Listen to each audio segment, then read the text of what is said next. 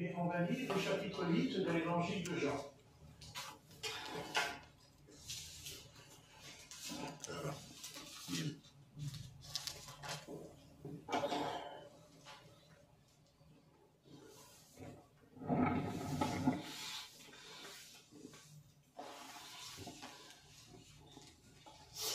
Dans Jean, chapitre 8, verset 1, il nous est dit, Jésus se rendit au mont des Oliviers, mais dès le matin, il revint dans le temple, et tout le peuple s'approcha de lui.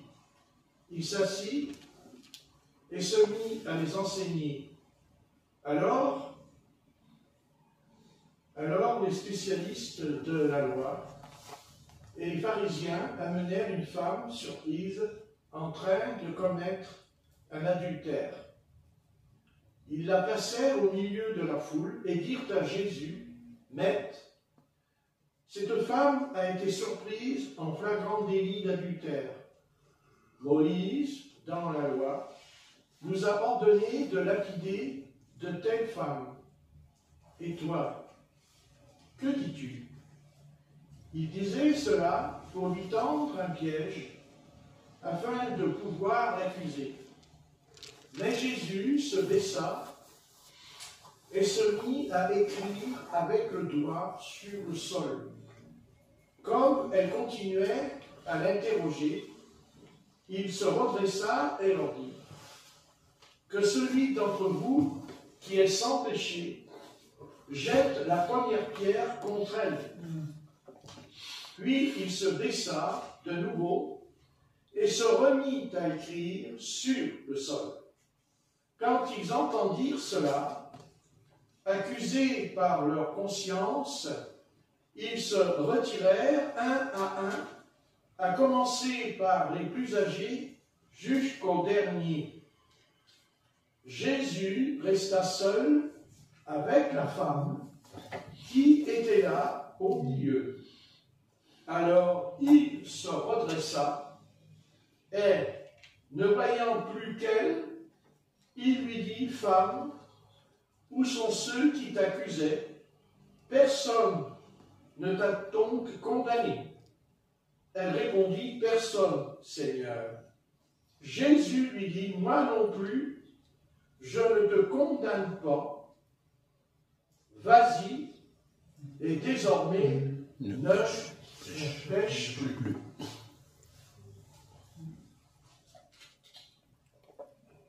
Bien, en lisant donc ce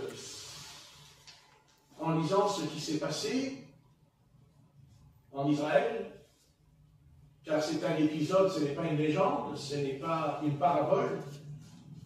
Ici, c'est un fait qui s'est accompli, qui vraiment a été vécu. Et bien sûr, j'aurais pas aimé, en tout cas, je n'aurais pas aimé être un pharisien, et je n'aurais pas aimé être un spécialiste de la loi de Moïse, parce que cet homme-là, religieux qui est en lui, ces hommes-là, sont dans l'incapacité de voir dans quel état ils sont. Je veux dire qu'ils ne voient pas leur état d'esprit, ne voient pas leur état d'entendement, leur raisonnement. Ils n'ont aucun discernement, parce que, en fait, ils ont le sola scriptura, ça ils l'ont dans la bouche, puisqu'ils diront, alors les spécialistes de la loi et les pharisiens amenèrent une femme surprise en train de commettre adultère. Vous savez, déjà ce passage, cette phrase, moi, à leur place, si j'avais été devant eux, bien que je ne suis pas Jésus de Nazareth, mais je leur aurais dit quand même, vous n'avez que ça à faire. Est-ce que votre temps est de surveiller, de regarder une femme, ce qu'elle est en train de faire dans la journée ou la nuit? C'est une curiosité extrêmement malsaine. Parce que moi, je vais pas passer mon temps et mon intérêt savoir si une femme est en train d'avoir des rapports sexuels avec un homme. D'abord, c'est intime, c'est caché, c'est personnel, c'est des choses, voilà, ce sont des choses malsaines. Et je pense que c'est très malsain de s'occuper, parce qu'ils l'ont surpris, c'est-à-dire qu'ils l'ont vu en train de le faire. Donc s'ils l'ont vu en train de le faire, je ne pense pas qu'ils l'ont vu par hasard. À moins qu'ils aient traversé les murs, qu'ils seraient rentrés dans sa chambre comme le Seigneur traversait les murs. Parce qu'il y en a un qui peut voir ce qu'on fait dans notre chambre ou dans notre vie privée, c'est bien Jésus. Amen. N'est-ce pas? Oui. Ça c'est certain, et il en a le droit. Mais il ne se permettra jamais, d'ailleurs à la fin, vous voyez, il lui dit, Jésus ne commence pas à lui dire, oui, mais tu vois, c'est vrai, ils t'ont surpris en train de le faire, et donc tu vas être châtié, tu vas être puni. Pas du tout. Pas du tout, pas du tout, pas du tout, pas du tout, pas du tout.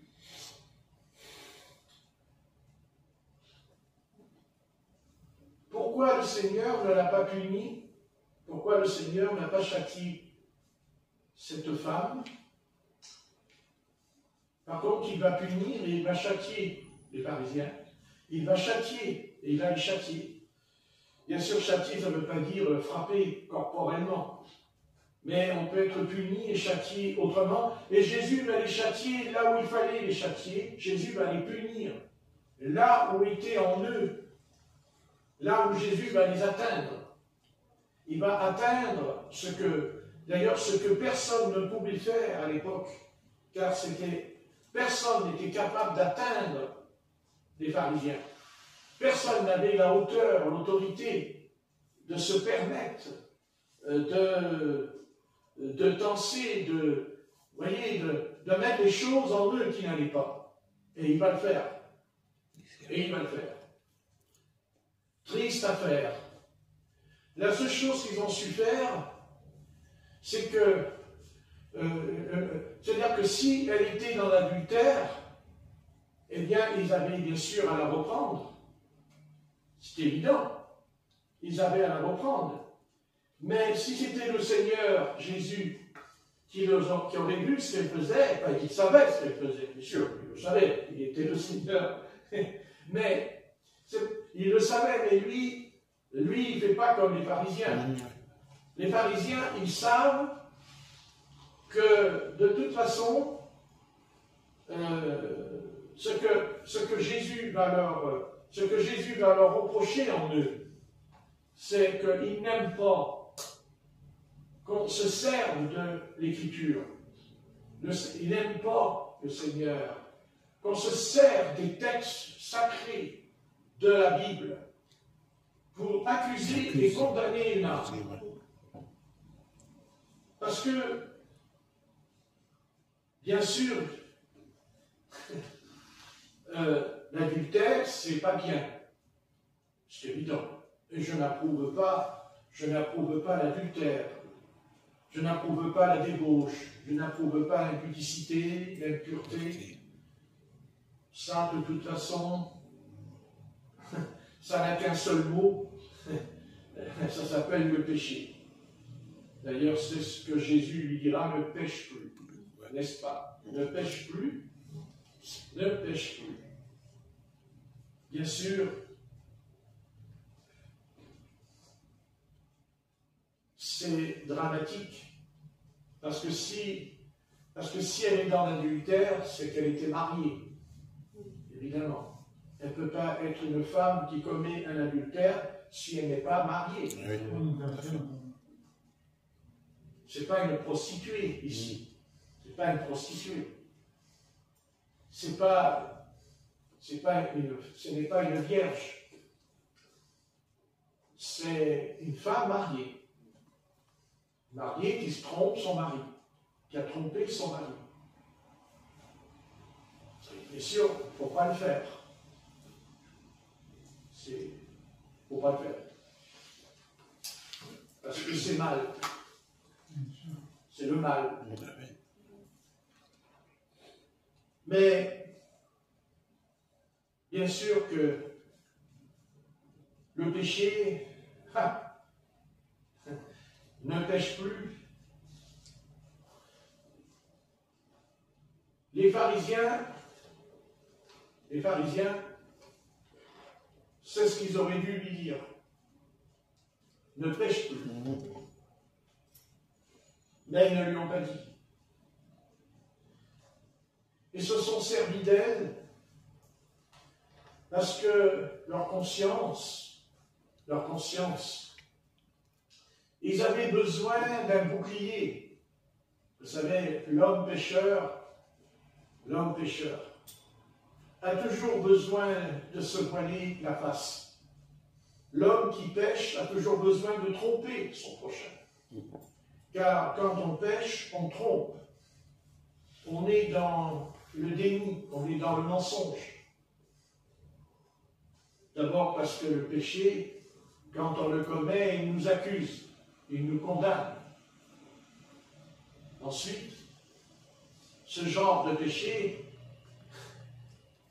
c'est sûr que quand on mange un bonbon, on se fait plaisir. Il y a un plaisir quand on suce un bonbon. Mais l'adultère, c'est aussi un plaisir. Un plaisir défendu. Mais si on le commet, c'est parce que c'est un péché. Mais qu'est-ce que le péché? Le péché, c'est de se faire plaisir. Tout péché a son plaisir. Même le voleur, quand il vole, il se fait plaisir. Puisqu'il aura de l'argent sans rien faire. Puisqu'il va s'emparer du magot sans travailler. Donc, il y trouve un certain plaisir. C'est gratuit. Quand un pasteur, un prédicateur prêche Christ, il n'est pas là pour faire plaisir. Un prédicateur ne prêche pas le plaisir. Le prédicateur prêche pour dévoiler, dénoncer, non pas la personne, mais son péché. Car le péché est un ennemi. Le péché est un adversaire. Et cet adversaire, le nom du péché s'appelle Satan. C'est ce que nous dit la Genèse au chapitre 3. C'est le serpent qui se déguise, qui change de forme et qui vient. Vous pensez bien que nous est dit que dans l'Apocalypse, il dit le diable, le serpent ancien. Donc, le serpent qui est venu vers Ève, il n'est pas venu dans cette forme de serpent. Autrement, quand on voit un serpent, je ne pense pas qu'on a envie de parler avec lui. J'ai pas plus tard qu'on a, rien qu'en le voyant, on a une sacrée frayeur et on a envie de s'en aller rapidement. Serpent, vous pouvez regarder un lion, vous pouvez regarder une panthère, ce n'est pas la même chose qu'un serpent quand on regarde, quand on le voit. C'est pas un rhinocéros, c'est pas un éléphant. D'ailleurs, c'est un animal qu'on ne voit pas beaucoup dans la forêt, hein, il a une capacité de se mettre dans les feuilles. Il est rusé, il est malin, et il n'est pas costaud, il n'est pas le muscle, hein, mais combien il est dangereux. Parce que il n'a pas de griffes, comme un ours, il n'a pas des dents comme un lion, mais il a un venin, il a un poison, c'est certain. Et une fois qu'il a mordu, bien, un lion il vous mord, c'est sûr que vous allez perdre du sang, mais c'est pas sûr que vous allez mourir, vous êtes peut-être blessé. Mais le serpent, quand il mord, il ne vous blesse pas, il vous tue, instantanément. Vous n'avez aucune possibilité s'il n'y a pas un antidote. Il faut un antidote. D'ailleurs, ce serpent, ce poison, c'est le péché. Pour nous, c'est le péché. Et c'est un terrible poison. Heureusement qu'il y a un antidote ce soir, c'est le sang de Jésus-Christ. Le sang précieux de l'agneau, qui est un antidote. Et quand on est couvert, quand le sang de Jésus-Christ, qu'on retrouve même dans un acte qui s'appelle la Sainte Seine, mangez ce pain qui est mon corps, buvez ce vin qui est mon sang. Voici la nouvelle alliance en mon sang. Donc cette femme, ouais, à l'époque biblique, parce qu'aujourd'hui on n'est plus dans l'époque biblique, on est plutôt anti-biblique aujourd'hui. Mais à l'époque on était biblique, puisque les Parisiens citeront la loi de Moïse. Donc,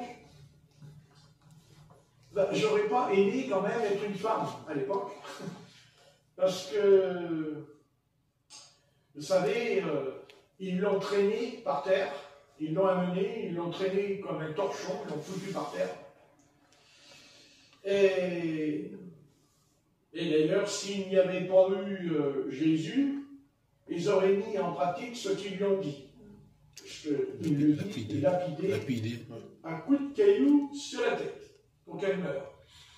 Heureusement, Jésus était là. Mais eux, ils ne l'ont pas amené pour qu'elle soit sauvée. Ils l'ont amené pour que Jésus dise, oui, il faut faire ce que Moïse a dit, il faut la lapider, comme d'ailleurs ils ont lapidé Étienne, entre parenthèses, dans Actes chapitre 7.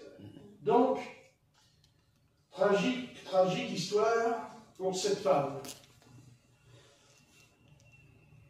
Jésus de Nazareth.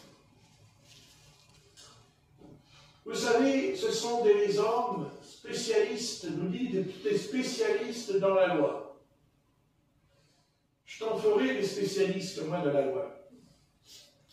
Alors, puisqu'ils sont spécialistes de la loi, puisqu'ils sont tellement fervents et zélés pour la loi, ce que d'ailleurs l'apôtre Paul a dit quand il rendra témoignage au chapitre 9, et même au chapitre, je crois, 22, il rendra témoignage en expliquant qu'il était, dès sa jeunesse, zélé pour la loi de Moïse. N'est-ce pas? Mais il y a zèle et zèle. Il y a un certain zèle qui conduit à la mort, qui conduit à détruire, tout en étant zélé pour une bonne cause. Après tout, que dira la parole au sujet des armes de l'esprit? Prenez les sandales, n'est-ce pas? Le zèle, la ceinture, la vérité. La vérité et le zèle. Et on peut être zélé et ne pas être dans la vérité. Comme on peut être dans la vérité et ne pas être zélé aussi. D'ailleurs, aujourd'hui, on n'est pas trop zélé. On est plutôt endormi. Alors, pourquoi je lis ce passage? Pourquoi je m'intéresse à cette histoire? Parce que il y a quelque chose que Jésus de Nazareth, d'ailleurs, il l'appelle le maître, puisqu'ils lui ont dit maître. C'est des menteurs. Comme s'ils pouvaient reconnaître Jésus de Nazareth en tant que maître, pour eux. Parce que quand je prie et que je dis maître, ça veut dire que je suis soumis à mon maître. Je ne pense pas qu'ils étaient soumis au maître. Mais, vous voyez, c'est ça l'homme religieux. Hypocrite. Vous voyez, il a le sens de flatter. C'est ça. De flatter les choses. Oui. Vous voyez. Mais en fait, quand il fait ça, il poursuit un but. Donc, ils sont venus vers lui avec la loi. La loi, Moïse. Il n'y a rien à leur reprocher. Nous ne pouvons pas dire le contraire, c'est écrit. C'est écrit, c'est écrit. Voilà, c'est écrit. Donc, toi, maître, que dis-tu? Mais voilà, voilà, qu'est-ce que tu nous dis? Tu nous dis quoi? Seulement, il lui pose la question, non pas pour que Jésus les enseigne, mais pour que justement, Jésus, pour le coincer, car il est écrit que c'était un piège. Un piège. Vous voyez? Comme si, vous vous rendez compte, dans quel état étaient ces hommes qui se prétendaient être les chefs d'Israël, les chefs du judaïsme.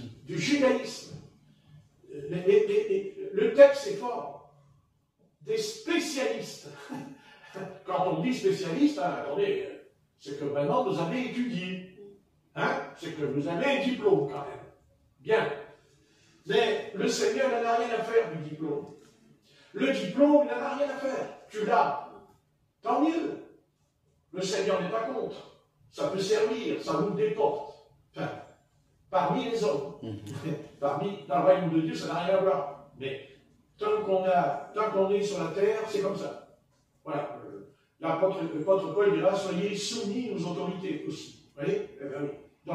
Donc, tu as un diplôme, ça te permet de prêcher, on t'ouvre les portes, tu l'apportes, les portes sont fermées, mais Dieu en ouvrira une autre. C'est le cas ici, Dieu ouvre une porte. Pas de diplôme, je vois rien du tout. Rien du tout. Mon chapeau de cowboy, là, mon livre, par d'un pasteur. Il manque plus que mon cheval. Enfin, il en a sa de mon cheval, il est en train de le voir dans la mémoire. Donc, c'est pour rire un peu. Voilà. Mais écoutez bien ce que j'essaie de vous expliquer. Et c'est très intéressant ce que je veux dire. Jésus de Nazareth a fait beaucoup de choses dans son attitude, dans son comportement. Jésus avait plein de choses.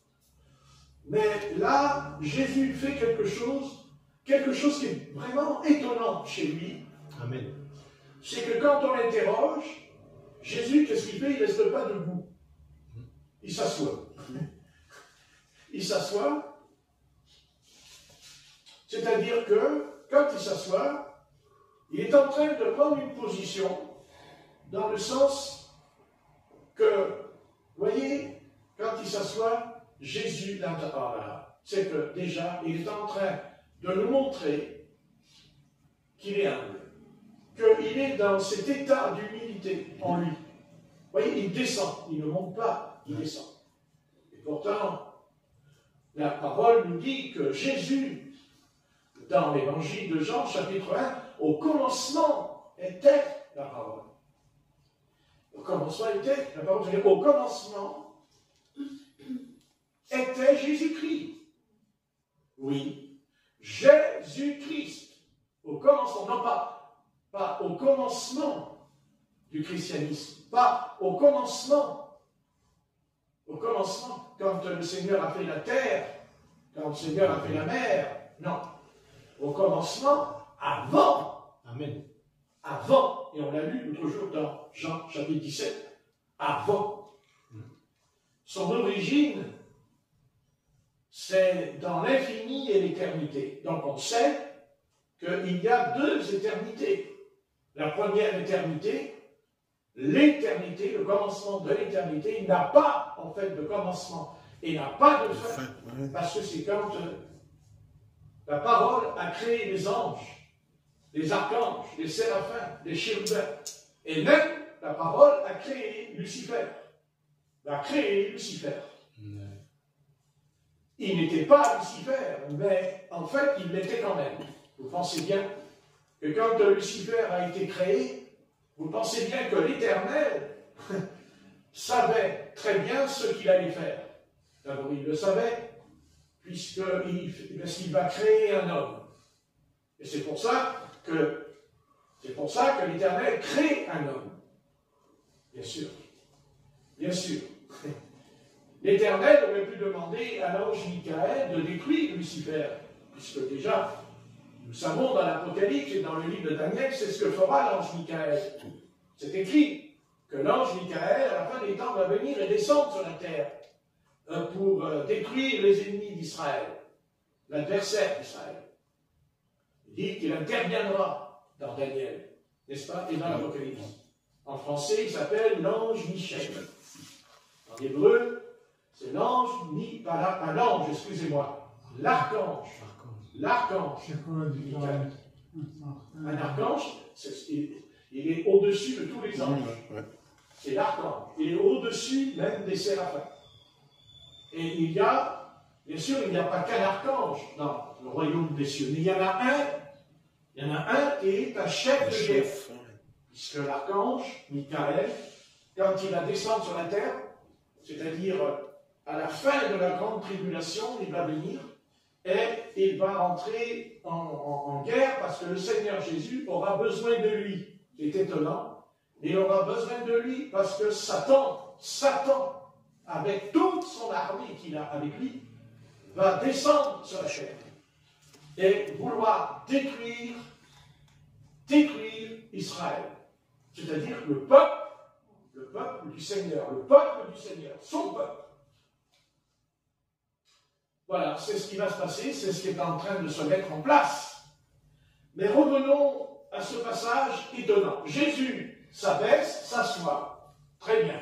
Vous êtes venu vers moi en me disant, voilà, Moïse a dit dans la loi qu'il ne faut pas commettre d'adultère. Très bien. Jésus, est-ce que tu veux bien nous expliquer que penses-tu, mais c'est pas seulement que penses-tu de ce qui est écrit, mais que penses-tu, qu'est-ce que tu veux faire de cette créature, qu'est-ce que tu veux faire de cette femme là par terre, qu'est-ce que tu veux en faire? Très bien. Très bien. Jésus, lui, il dit, très bien, je m'assois, et puis il dit, oh ben je vais les regarder, là, je les regarde. Non. Jésus fait quelque chose, c'est unique. Ce que fait Jésus, il écrit. Jésus écrit. C'est la seule fois qu'on a su que Jésus savait écrire. Jamais on n'en parle ailleurs. Jamais. C'est seule histoire où nous est dit que Jésus écrit. Une fois et deux fois. Car c'est écrit qu'il a écrit deux fois. Il se lève, il se reçoit, il se lève, il s'assoit et il dit, il écrit au sol. Très bien. Il écrit. Écoutez bien. Vous pouvez dire tout ce que vous voulez. Vous pouvez me raconter tout ce que vous voulez. Vous pouvez m'expliquer tout ce que vous voulez. Vous, catholiques romains, protestants, méthodistes, baptistes, pentecôtistes, et même vous, les brananistes, qui êtes là les plus fervents de la parole. Vous voyez, la seule chose que vous n'avez pas compris, la seule chose, c'est que vous interprétez l'Écriture. Et que moi, je vous écris, là, je vous écris qu'il ne faut jamais quitter ce qui est écrit. Je vous explique que quand j'écris par terre, je vous écris tout par terre, et non pas une partie de la Bible, mais toute la parole de la Bible. Et c'est important ce qu'il fait, parce que c'est important pour nous ce soir. Nous ne devons jamais nous détacher de ce livre. Amen. Nous ne devons jamais le laisser fermer dans la journée. On doit tous les jours ouvrir ce livre. Amen. Parce que Jésus, à deux reprises, il s'est assis par terre et il a écrit. Il a écrit. Et d'ailleurs, Jésus n'enseigne pas. Jésus n'enseigne pas. Il écrit par terre. Il n'a pas besoin de faire de théologie. Il écrit ce qui a été écrit. Il écrit ce que l'Éternel a écrit sur la montagne du Sinaï. Car ce n'est pas Moïse, c'est l'Éternel qui a écrit la Torah avec le feu.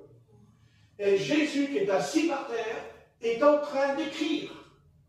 Il ne fait pas de sermon, il ne fait pas de parabole, il ne fait pas de discours sur les béatitudes, il ne chasse pas les démons, il ne guérit pas les malades, il ne ressuscite pas Lazare. Ceci, il l'a fait, c'est pas ça qui est important.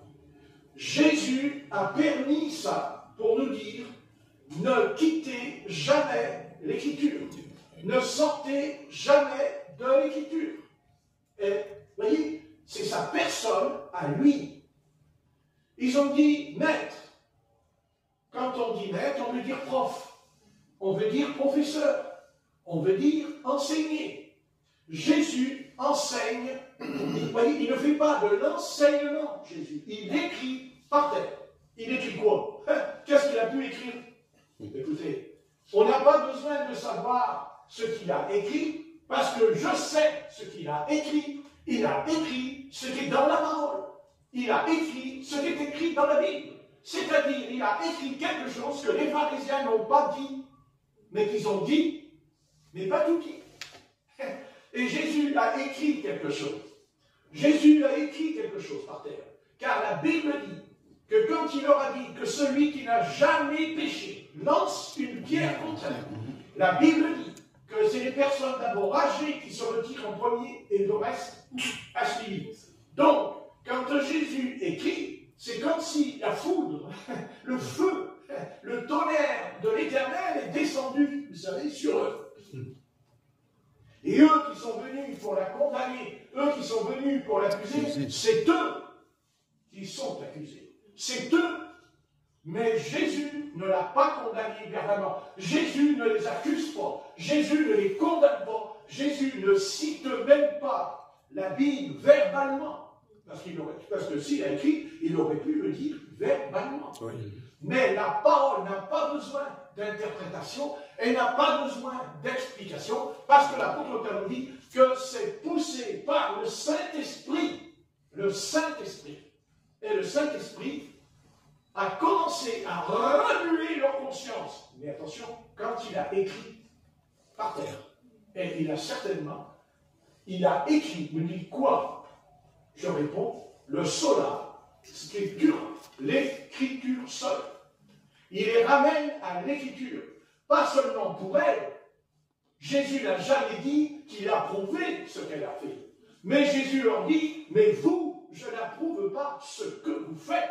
C'est-à-dire que vous vous servez de la Bible, non pas par amour, non pas pour l'éclairer, non pas pour lui expliquer que c'est mal, mais pour la tuer, pour la détruire.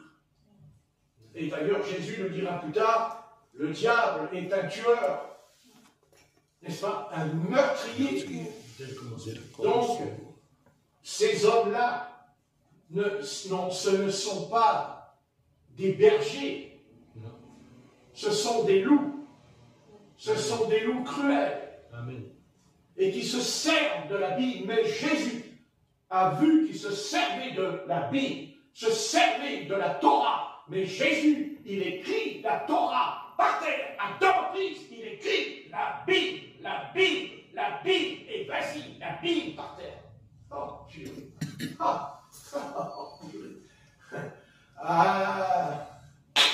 La pommade est partie. N'est-ce pas? La comédie s'est arrêtée. Je parle des Parisiens. C'est arrêté. Carrément. Parce que, vous voyez, derrière le rideau, eh bien, il y a le mal. Et s'il y a un homme sur la terre ce soir, qui est pire que tous les hommes, oh, il y a des voleurs, il y a des menteurs, il y a des drogués, il y a de tous les hommes.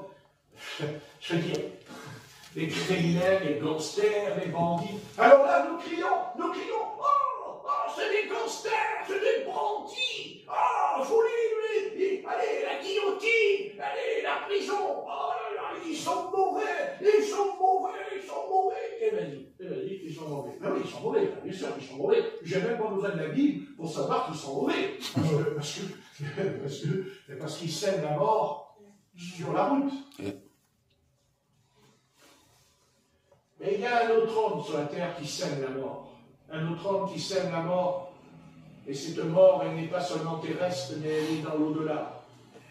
Cette mort, c'est l'homme religieux. C'est l'homme qui a la vie. L'homme religieux qui fait tout, il veut tellement être différent des autres, en portant même des vêtements de pourpre, comme nous l'avons vu, en mettant des choses sur eux, ils mettent la croix en gros autour du cou.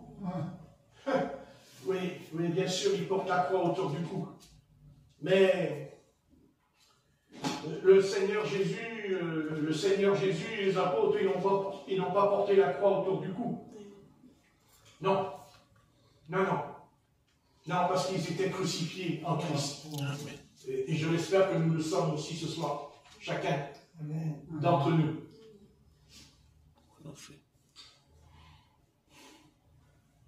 Quand on parle de l'Antichrist, quand on parle de la fin des temps, quand on parle de ce qui va se passer, de ce qui va nous arriver, jusqu'au soleil, qui sera tellement triste qu'il ne voudra même plus briller. Oui, hein. Même la lune ne voudra même plus briller. Parce qu'il y aura une telle abomination sur la terre, elle est déjà là. Elle est en train de fermenter en ce moment. Le pire homme qui est possédé sur la terre, qui est possédé par le démon, c'est l'homme religieux. C'est l'homme le plus hypocrite. D'ailleurs, le Christ leur a dit hypocrite. C'est l'homme qui va jusqu'à même à payer en mettant la dîme et l'offrande dans le tronc. Mais dans son état, au fond de lui, il est pire que la femme adultère. Il est pire que la femme la pire. Pire. Parce qu'il a en lui ces ténèbres à lui. Ces profondes ténèbres. D'ailleurs, je vais vous dire, nous avons, chacun ici d'entre nous, nous avons nos propres ténèbres. Nous les avons. Et Dieu sait que nous les combattons tous les jours en nous. Oui, certain. Mais nous avons aussi en nous la lumière. Alléluia. Nous avons la lumière. La lumière et les ténèbres, comme je l'ai dit tout à l'heure à notre frère Nicolas, la chair et l'esprit. Mais quel rapport y a-t-il entre ces deux éléments? Il n'y en a aucun, parce qu'il y a un abîme. D'ailleurs, Jésus de Nazareth, quand il parlera du riche et du pauvre, de toute façon, il dit il y a un abîme entre vous et nous. Quand le riche a demandé à l'Éternel, puisqu'il parle à l'Éternel en disant on va dire à Père Abraham, il dit à Père Abraham, voilà, qui m'apporte de l'eau. Mais quand cette âme était dans ce lieu terrible, dans cette flamme de tourment, dans son âme était dans cet endroit, quand il a dit qu'il vient rafraîchir ma langue, parce qu'il dit je souffre cruellement dans cette flamme, dans Luc 16, je souffre dans la flamme, il ne dit pas je souffre dans le feu, il dit dans ma flamme.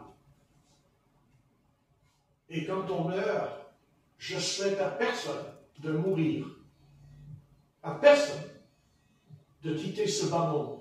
Et en arrivant de l'autre côté, dans le monde invisible, c'est là où se trouvent, eh bien, les esprits, les démons, les anges et les défunts. Et les fantômes, parce que les fantômes, ça existe aussi dans la Bible. C'est certain.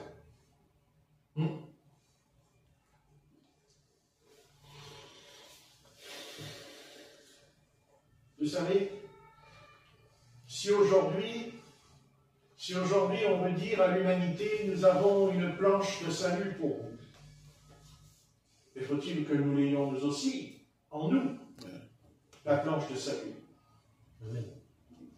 Eh bien, c'est la Bible. C'est la Bible. Voyez, pourquoi le corps de Christ est-il divisé?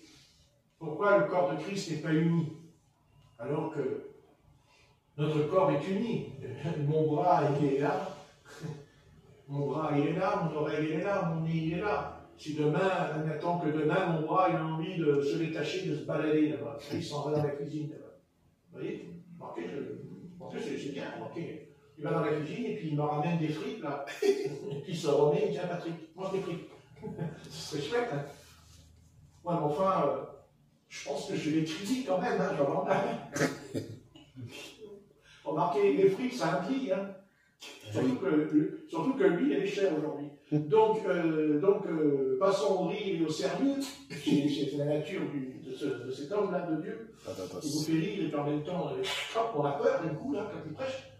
Bien aimé, ce que je veux faire ressortir, il est 6 heures, ça va. Ce que je veux faire ressortir de la parole, moi, ce qui m'intéresse, c'est ça qui est beau, c'est la plus grande beauté.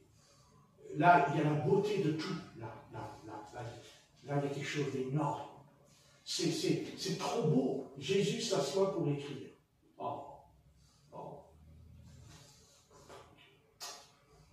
Pour écrire. Ouais. Moi, j'interprète peut-être, mais l'écriture. L'écriture. L'écriture sainte. Comme le dira l'apôtre Paul à Timothée, toute écriture de Dieu est inspirée.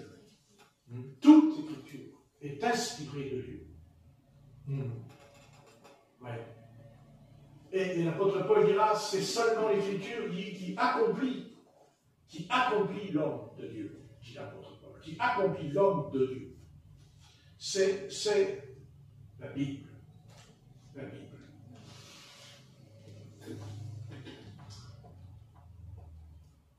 L'Éternel dit à Noé, fais-moi un navire, construis-moi un navire. Bien sûr, n'importe qui est capable de construire un navire, bien sûr. Mais le construire est une chose, mais le construire exactement comme Dieu va me le dire, c'est-à-dire tant de coudées,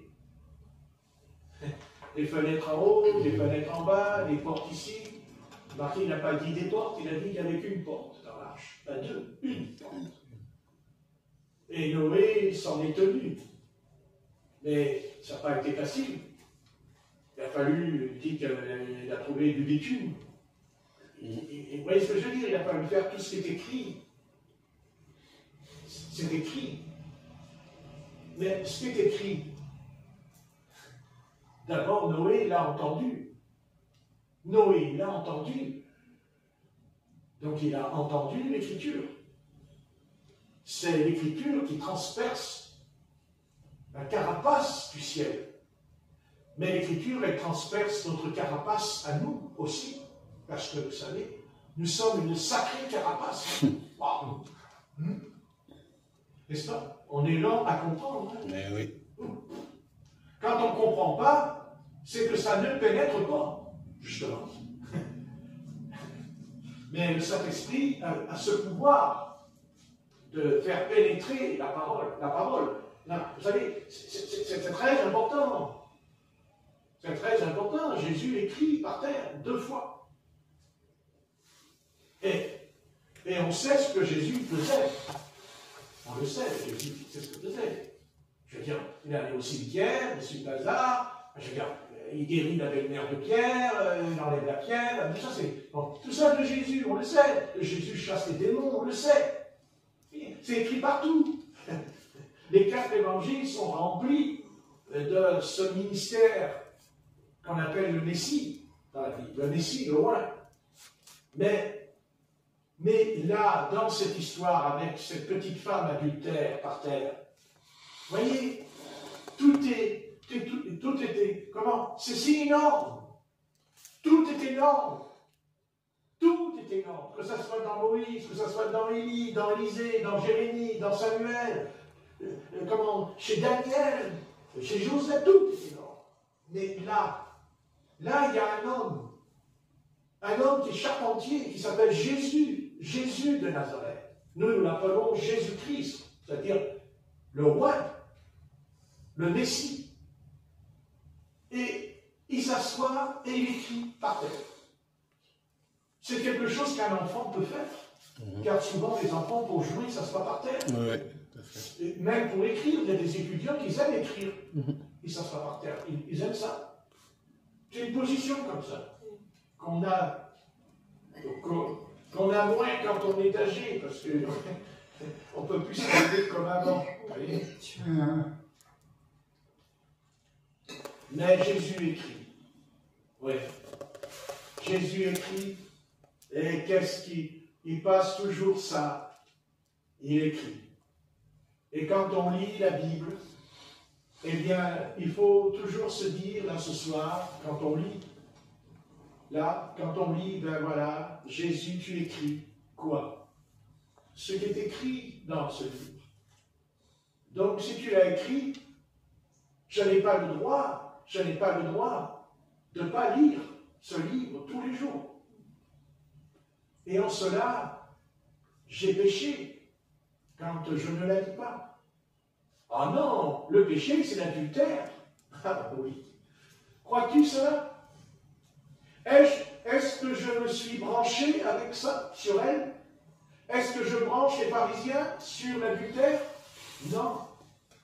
Non, vous venez à moi pour me parler de la Torah, de Moïse. Vous venez à Moïse, mais je le sais. Jésus leur a dit, vous êtes assis dans la chair de Moïse. Alors là, ils sont même assis, mais Jésus, lui, n'est pas assis dans la chair de Moïse, Jésus. Jésus, il est assis non pas dans la loi. Jésus, il s'assoit dans la grâce. Et c'est ce qu'il fait, il gracie.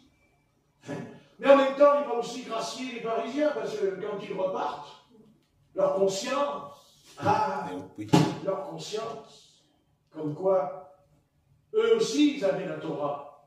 Eux aussi, ils connaissaient la Torah. Mais la conscience, il y a longtemps qu'elle était entérinée, la conscience. Il y a longtemps que la conscience, elle ne fonctionnait plus en eux. Ah non. Oui, ils avaient une conscience. La conscience de la loi, comme c'était un bâton, un espèce de bâton pour frapper. Mais toi, homme religieux, toi qui viens avec ton bâton, un jour viendra, ton tour viendra, mais pas dans ce bas monde, mais de l'autre côté. Car ce que j'ai écrit, c'est que j'écris pas seulement la loi, mais de l'autre côté. Que si tu ne te repens pas de ton péché, car elle est dans le péché, mais vous, alors vous êtes irrécupérables. Irrécupérables. Car comment penser que même dans leur conscience, elle est reprise, mais elle sera reprise pour un temps, mais pas dans le temps, parce qu'ils diront crucifie-le, crucifie-le. Car ces mêmes hommes-là, c'est eux qui vont crier à mort, à mort, à mort, ce jeune homme. Car il n'avait que 33 ans et demi. Et qui voudrait perdre la vie à 33 ans et demi? On peut même se marier à 3 ans et demi. Donc, même à 90 ans. Ça arrive. Ah oui. J'ai des spécialistes du sexe. Parce qu'il y a des spécialistes du sexe aussi. Ah oui, bien sûr, bien sûr. Bien sûr, bien sûr, bien sûr. On peut avoir 90 ans, mais le tuyau, lui, le tuyau, il n'a pas toujours 90 ans. Le tuyau, des fois, il a 20 ans. Ouais. Bon, puis on s'est arrangé aussi pour que le tuyau il puisse ne plus être courbé, mais très loin, avec le Viagra. Ah, le Viagra. Oh, la source de toutes les solutions sexuelles pour l'homme. Et d'ailleurs, il y a même une pilule pour la femme pour qu'elle ait envie. Aujourd'hui, il se vend une pilule à pharmacie pour que la femme elle ait envie. Parce qu'il y a des femmes qui ont envie. Alors le mari, ou l'autre, je ne sais pas, il n'est pas marié, mais il a envie quand même. Alors non, je n'ai pas envie. Et puis alors, le jour de son anniversaire, il lui fait un cadeau, c'est un petit papier, et le petit papier, dedans, il y a une petite boîte, il y a des pilules, des chéris, c'est des pilules. Oh, mais je ne touche pas, mon chéri, j'ai pas mal à la gorge. Non, c'est pas ça, prends-la, tu verras, ça va te transformer toute ta vie. Tu vois, c'est pas effectivement, on prend la pilule, et puis 2-3 heures après, il dit, chéri, viens ici, chéri, oh, j'ai envie, oh, j'ai envie. Alors le mari, après, il prend la larme, tu vois, puis au bout de 3 mois, il va à l'hôpital, et puis le docteur, il dit, mais qu'est-ce que vous avez pris? J'ai pris du Viagra. Ah oui, quand j'en prie, là. Ça vient de péché, c'est la mort. Voilà. D'ailleurs, il y a même des hommes qui prennent le Viagra, c'est arrivé, puisque je sais, hein, ils prennent le Viagra, et puis après, quand ils font l'amour, ils ne peuvent plus sortir. Ils restent précis dedans. Tu vois, le Viagra, il coince. Tu vois. Mais non, pas le monde. Ils ne peuvent plus sortir. Ils font venir le docteur pour les faire sortir. Intéressant, ouais. Non, mais c'est bien la médecine, c'est intéressant, c'est très intéressant. Alors vous dites, mais pourquoi il raconte ça? Je ne sais pas, je raconte, j'en sais rien, moi. Peut-être que je suis enregistré, je ne sais pas, on ne sait pas. Peut-être que la vidéo, elle ira même en Amérique, là-bas, on ne sait pas. Hein. Vous croyez que c'est faux ce que je dis? Oh non. Oh que non. Ouais. Seulement Jésus, il dit, il ne pêche plus. Et quand il dit ne pêche plus, c'est un rapport avec ce que je dis aussi. Je veux dire, c'est un rapport. Ça ne pêche plus. Donc, prendre du Viagra, c'est un grave péché. C'est un grave péché. C'est même, je dirais, plus qu'un péché, c'est diabolique. Oui. C'est diabolique, c'est démoniaque. Évidemment. D'ailleurs, comment croire comment penser quand. Non, mais comment expliquer le péché originel sans penser à ça? N'est-ce pas? Oui. Curieux. Curieux que les hommes ont toujours cherché à prendre même des plantes, parce qu'ils n'y arrivaient plus. Enfin, quand c'est des plantes, bon, des plantes. Nous avons le tilleul qui calme les gens nerveux. Vous voyez, comme moi, par exemple, je suis nerveux, quand je vois un tilleul, je suis plus calme. Toi, tu devrais jouer un tilleul en prêcher. Je suis un peu plus calme. Enfin, on risque de me dire qu'il est tiède. Ce n'est pas bouillant pour le Seigneur. Je dirais, c'est pas de ma faute, j'ai bu un tilleul. Voilà. Si je me sens mal, je bois une verveine. Voilà. Ce qui est vrai. La plante, le tilleul, calme vraiment. Les vertus, oui. Bien sûr, mais il y a aussi des plantes pour le sexe, ça calme aussi. Oui. Ça calme. Ça calme ou ça excite. Ça dépend quel genre de plante vous allez vous mettre dans l'estomac. Mais, vous me direz, mais frère, c'est que des plantes. Oui. Et je réponds, c'est des plantes qui s'appellent, pas toutes, mais certaines s'appellent péché. Péché. Vous remarquez, certains n'ont pas besoin de plantes pour pécher. Évidemment, notre nature est pécheresse. Ça, c'est un détail. Mais je vais 6 heures là. Si vous voulez, vous pouvez le relire chez vous, vous n'êtes pas obligé de le relire, mais je vous conseille de lire vraiment. Non, mais lisez ce passage, prenez le temps de le relire plus tard. Non, ouvrez-ce, relisez bien cette chose. Et vous verrez un homme, il n'est pas spécialiste de la loi, il ne fait partie d'aucune dénomination religieuse, Jésus.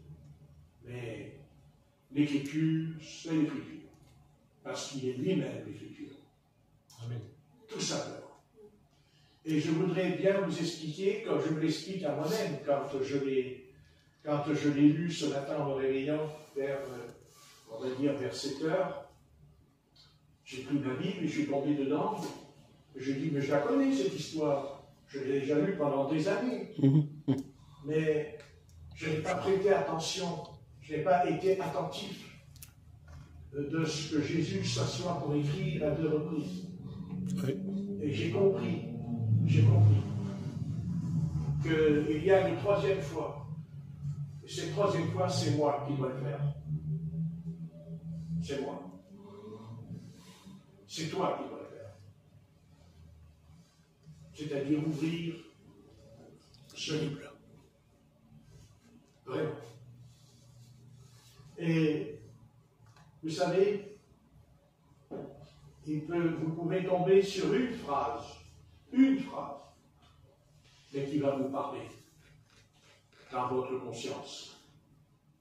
Peut-être que cette phrase que vous allez lire, peut-être ce chapitre que vous allez lire, peut-être que c'est... Vous voyez, le chapitre, il n'est pas court.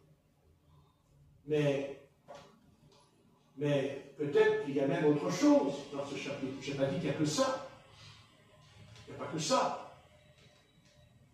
Il y a aussi ce qu'il faut retenir, c'est que Jésus, tout en étant clément, tout en étant bon, tout en étant plein d'amour pour elle, mais il n'a jamais dévié quand il dit ne pêche plus. Amen. Je veux dire, les choses sont claires pour lui. Ne pêche plus. Et ben, je t'accorde l'avis, car vous savez que si Jésus n'avait pas été là, c'était son dernier jour. Il ne faut pas oublier que là, il y aurait eu un enterrement. Là. Et Jésus n'a pas voulu qu'elle soit enterrée. Ce n'était pas l'heure. Parce que même si elle a commis l'adultère, mais vous savez, si elle n'avait pas commis l'adultère, il n'y aurait pas ce chapitre dans l'Évangile. Bien aimé, il n'y aurait pas. Eh oui. Non. Non. Jésus n'aurait jamais écrit par terre. Non. Vous voyez? Tout concourt au bien de ceux qui aiment Dieu, dit la Bible. Tout concourt au bien de ceux qui aiment Dieu. Ah oui. Amen. C'est ça. Et c'est ça. Tout ce qui est écrit s'accomplira. Vous savez, même si Dieu le retarde, quand on se repent, Dieu retarde. Il n'est pas dit qu'il enlève le jugement. Il le retarde. Il ne faut pas oublier qu'il le retarde, mais il ne l'enlève pas. Quand Ézéchias vivra 15 années plus tard, c'est encore pire pour lui, parce qu'il tombe dans l'orgueil. Et il meurt. Là, quand il part au combat et que le roi lui a dit, mais Dieu ne t'a pas dit de venir. Dieu ne t'envoie pas, il lui a dit. Et il n'a pas écouté. Quand il envoyait les navires pour combattre. Et Dieu envoie une lettre, pas Dieu. Le roi étranger, le roi, c'est un païen, il envoie une lettre, il ne vient pas, c'est pas Dieu, c'est pas Dieu, il m'a dit, c'est pas Dieu, il a dit. Amen. Lui a dit, non, c'est Dieu. Dieu, alors Dieu est avec moi. Je vais reculer le soleil, il m'a donné. Mais il n'a pas donné 15 ans, il ne savait pas encore que c'était 15 ans s'il n'était pas mort. Mais quelques jours plus tard, il meurt.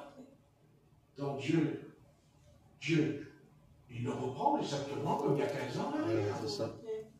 Non.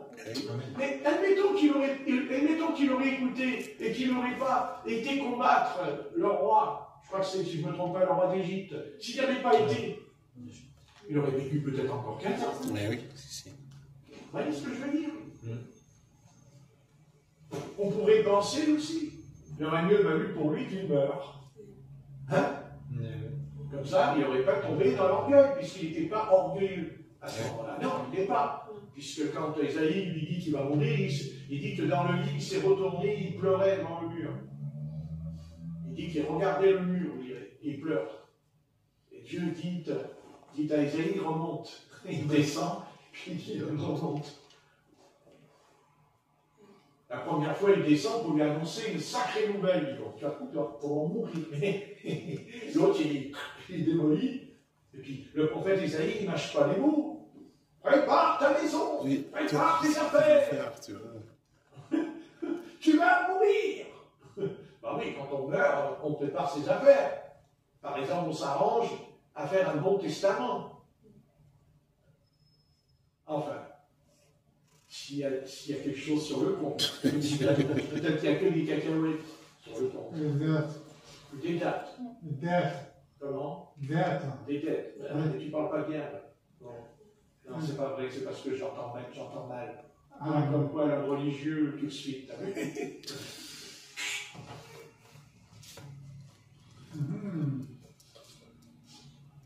Ouais, mais je l'ai reconnu, je suis pas. Voilà. Eh oui. L'écriture. Jamais ne t'éloigne, jamais de ce livre. Il l'a dit à Josué. Qu'est-ce qu'il lui a dit? Lis la parole. Tous les jours. Ne va ni à gauche, ni à droite. Mais il a dit, prends courage. Prends courage.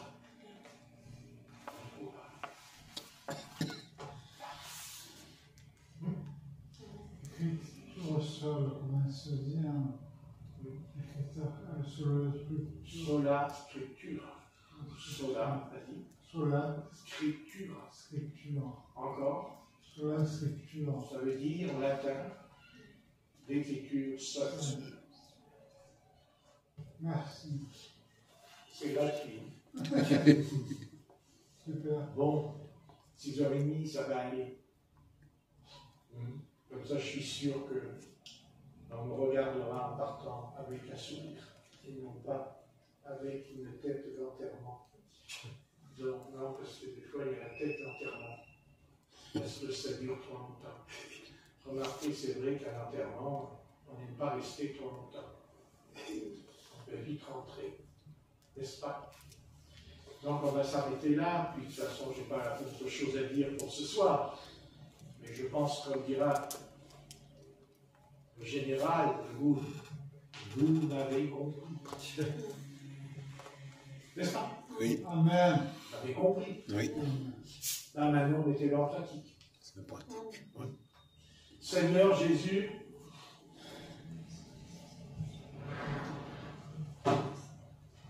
nous te bénissons et nous te remercions parce que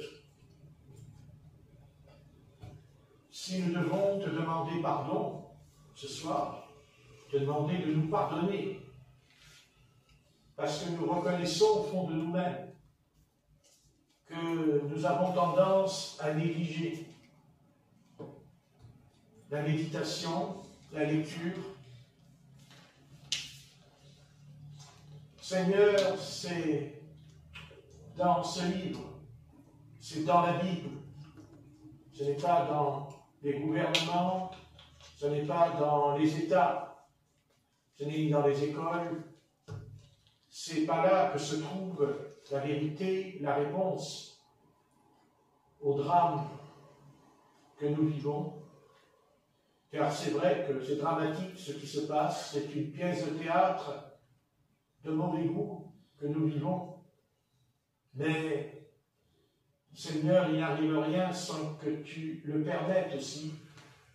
Tu as tes raisons, tu as ton sens, un peu comme Jacob, qui n'a pas bien toujours compris pourquoi il a dû quitter sa maison, s'enfuir.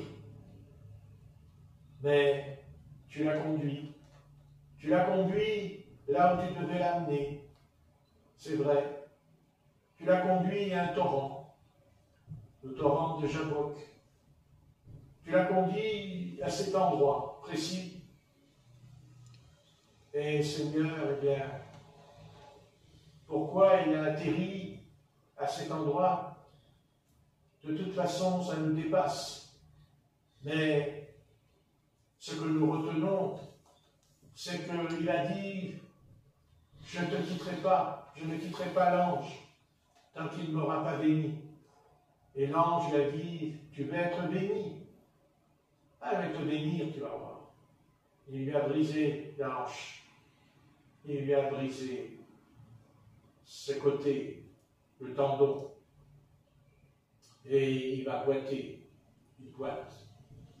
Ce qui est contraire, ce qui aurait pu être contraire s'il avait été en Galilée et qu'il aurait rencontré le Maître et il lui aurait imposé les mains et il aurait été guéri par Jésus, Jacob. Mais non. Non, il a boité toute sa vie, jusqu'à la fin de sa vie. Mais quel homme! Quel homme